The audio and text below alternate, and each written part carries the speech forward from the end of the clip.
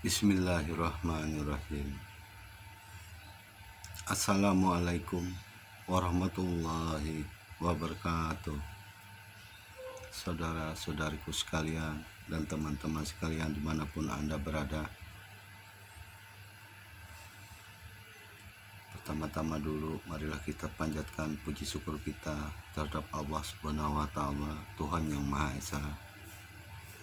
Selawat dan salam kita sampaikan kepada junjungan kita Nabi Muhammad, Nabi besar Sallallahu Alaihi Wasallam. Semoga dengan apa yang saya sampaikan ini sedikit banyak nantinya bisa menambah wawasan kita tentang ciri-ciri kematian. Teman-temanku sekalian, saya menyampaikan ada beberapa sedikit, ada 3 yang ciri-ciri bahwa kita itu sudah mendekati maut.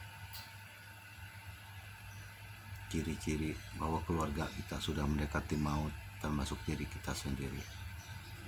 Ada 3 yang perlu kita perhatikan dalam memperhatikan dalam keadaan keluarga kita yang sedang kritis. Sebelum saya melanjutkan ini, saya mohon klik subscribe-nya ya saudaraku. Klik subscribe-nya dan klik juga OK-nya, like-nya, agar channel kita ini tetap jalan dan berkembang. Baiklah saudara-saudaraku sekalian, saya menyampaikan yaitu tentang 3 ciri khas orang mau mendekati sakaratul maut. Coba tolong ini dilihat dan diperhatikan di dalam keluarga kita. Bila ada keluarga kita yang sakit parah, yang perlu kita perhatikan, 1 yaitu tentang makannya. Bila dia sudah jauh dari makanan, tidak menyukai makanan, istilahnya sudah hilang rasa tentang makan, dia tidak bernafsu lagi untuk makan, itu menandakan bahwa dia dalam keadaan sakit. Tapi sakit ini wajar karena sakitnya bisa sembuh. Tapi apabila dia sudah lama tidak makan, tahu-tahu fisiknya lemah, tahu-tahu dia kuat makannya seolah-olah rakus. Nah, itu hati-hati. Itu salah satu ciri bahwa dia akan pulang ke rahmatullah. Tapi kalau dia makan perlahan-lahan, sedikit-sedikit, ya itu akan menuju kesembuhan.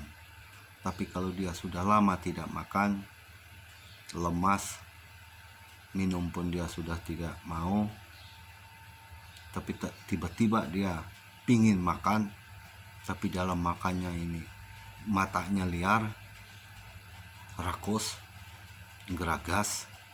Nah, itu perlu kita mengingatkan, karena kita selaku muslim, kita terus mengingat, jangan kita lengah. Kita ajak dia mengingat Allah, ajaklah dia bersahadat, ajaklah dia berzikir, ajaklah dia bersolawat, karena itu salah satu tandanya yang sering terjadi. Terus yang keduanya, kita lihat apabila dia dalam keadaan sakit berbaring, meskipun dia makannya normal, ini poin kedua, meskipun makannya normal, tapi kita lihat gerak tubuhnya. Apabila dia sering memainkan tangannya seperti megang-megang pinggir kasur, banyakkan pinggir-pinggir kasur, terus dia pegang-pegang, terus main di pinggir-pinggir kasur ini, misalnya kayak ada yang dicarinya lah di pinggir-pinggir kasur, dia pegang terus tangannya ini tidak istirahat, kebanyakan megang, ada aja yang dicarinya itu di pinggir-pinggir kasur. Terus kadang dia memegang-megang kain kasur itu, memegang-megang kain serupai kain kasur itu. Nah, itu salah satu tandanya. Kadang dia sarungnya dia terus dia mainkan, dia pegang-pegang terus sarungnya. Pokoknya mainnya kayak anak-anak, suka main yang aneh-aneh. Sambil dia sakit, kita lihat gerakan tangannya. Bila tangannya terus memain-mainkan pinggir-pinggir kasur, pokoknya tangannya ini banyak tidak aktif terus tangannya ini. Kayak mainan anak-anak terus dia pegang bermacam-macam. Nah, itu adalah salah satu tanda bahwa dia adalah sudah mendekati kritis. Nah, kita selaku umat muslim perlu mengetahui ini. Lalu kita mengajak dia, jangan lupa kita mengajak dia untuk bersahadat, sholawat, istighfar, berzikir, ajak terus. Karena kalau kita tidak mengajak dia, maka dia sibuk dengan pekerjaannya, pegang itu, pegang ini, dan sebagainya. Nah, itu adalah salah satu cirinya orang yang sudah mendekati sakaratul maut. Itulah tugas kita, mengingatkan pada keluarga kita yang mengalami hal tersebut. Terus yang ketiganya yaitu daun telinganya ini. Karena daun telinga ini adalah sumber yang hidup di dalam diri kita, yaitu pohon kehidupan. Nah, terus kita perhatikan daun telinganya ini.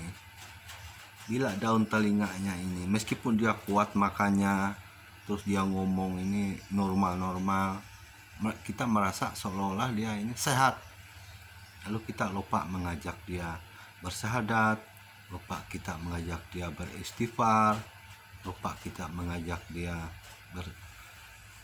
mengingat Allah. Nah, lupa dia mengajak dia berzikir, akibat kita terlena. Apabila telinganya ini layu, mengkelup begini, mengkerut, lemas, itu daun kehidupan sudah dinyatakan layu, tidak lama akan gugur. Itu ini real, nyata. Cuma kadang-kadang kita tidak memperhatikan, karena kita melihat orangnya sehat, sehingga kita berpikiran yang negatif-negatif aja, padahal cirinya sudah nyata. Nah, kalau sudah ciri itu daun telinganya layu, lemas, mengecil, ya itu tanda bahwa dia akan pulang ke rahmatullah. Meskipun kita lihat sehat, makannya sehat, ngomongnya normal, minumnya, tapi daun telinganya menyatakan bahwa dia dalam mendekati ajal, mau sakaratul. Tidak akan lama, biasanya itu paling lama 3 hari maka akan terjadi hal yang mengejutkan kita. Jadi kita perlu mengetahui 3 hal ini. Itu. Tapi di samping itu juga banyak juga yang baca inderanya dari 3 hal tadi. Kadang penciumannya sudah hilang, pendengarannya, pengrasanya itu termasuk juga salah satu orang yang sudah mendekati maut. Tapi paling tidak 3 poin tadi yang perlu kita perhatikan, yang perlu saudara-saudari keperhatikan. Bila keluarga kita mengalami 3 hal tadi, maka jangan lupa kita ajaklah dia mengingat Allah. Memang kita tahu bahwa hidup dan mati manusia itu berada di tangan Allah, tapi biasanya Allah mengasih tanda kepada kita bahwa ada ciri-ciri, karena ini menurut kearifan lokal, kebiasaan orang lokal di kampung-kampung, di desa-desa, orang tua leluhur kita dulu banyak yang menyampaikan hal ini. bila ada orang sakit, lihat ini katanya. Kebanyakan menyuruh melihat daun telinganya.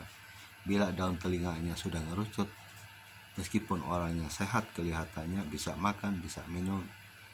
Nah, disitulah kita selalu mengajak dia, mengingatkan dia kepada Allah, karena kita tahu bahwa dia akan pulang ke rahmatullah.